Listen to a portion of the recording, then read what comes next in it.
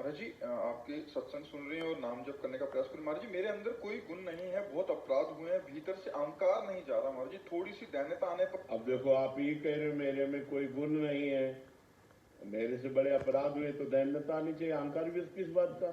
आप में कोई गुण हो तो अहंकार करो। आप खुद पहले कह रहे मेरे में तो गुण नहीं है और मेरे में दोष है, अपराध हुए, तो आपको तो दैन्य होना चाहिए, अहंकार किस बात का होना। कभी अहंकार आ जाता है कि मैं दैन्य हूँ।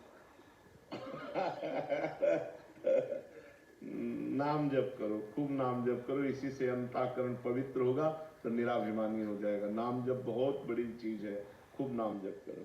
राधे राधे महाराज जी।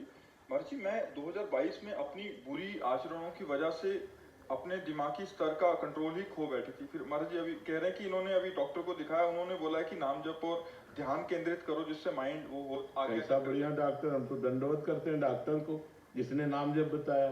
पर अभी आज्ञा चक्र पे ध्यान कैसे करें, मतलब आप इसी चक्कर में मत फंसो। राधा या राम या कृष्ण, जो नाम प्रिय हो उसी का ध्यान करो, इसी से सब हो जाएगा। चक्कर वक्कर में मत फंसो, अभी चक्कर से निकलना है। बिल्कुल सब चक्र खुल जाएंगे जिस समय हम नाम का ध्यान करते हैं ना। ये सब चिदानंदमय है। हमारी बात मान लो, दिमाग में लिखो राधा, बस उसी में मन एकाग्र कर दो, राधा राधा राधा। देखो आपको कैसा आनंद मिलता है, कैसे मन एकाग्र होता है, कैसे सुख मिलता है। जो हम कहें उसको मान करके और चल के कि देखो आपको आनंद मिलता है कि नहीं। पूरी बॉडी चली गई थी, तो डॉक्टर के कहने के अनुसार ना ये कुछ नहीं होता, माया का पर्दा पड़ गया है। रजोगुण थोड़ा सा ढका हुआ है। जैसे सतोगुणी पुरुष के अंदर जो कामना होती है, जो अन्य वासनाएं होती है, वो ऐसी होती है जैसे दर्पण में मैल, ऐसे करो साफ एकदम। रजोगुण के अंदर जो कामनाएं होती हैं वो ऐसी होती है जैसे धुआं, काफी फूंको आग में तो धुआं खत्म, आग प्रज्वलित हो गई। और तमोगुण में होती है जिसे गर्भस्थ शिशु जेर में ढका हुआ, ऐसे उसका ज्ञान होता है।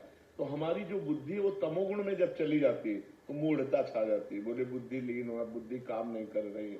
और जब हम भजन करते हैं सतोगुण आता तो बुद्धि प्रवीण हो जाती। कोई ऐसी दवा नहीं है कि तुम्हारी बुद्धि बढ़ा दे, नहीं है तो सबकी सब बुद्धिमाने हो जाते ना भजन के द्वारा। बहुत अच्छा डॉक्टर है, प्रणाम करने योग्य डॉक्टर है जिसने आपको भगवान के नाम जपने की प्रेरणा की।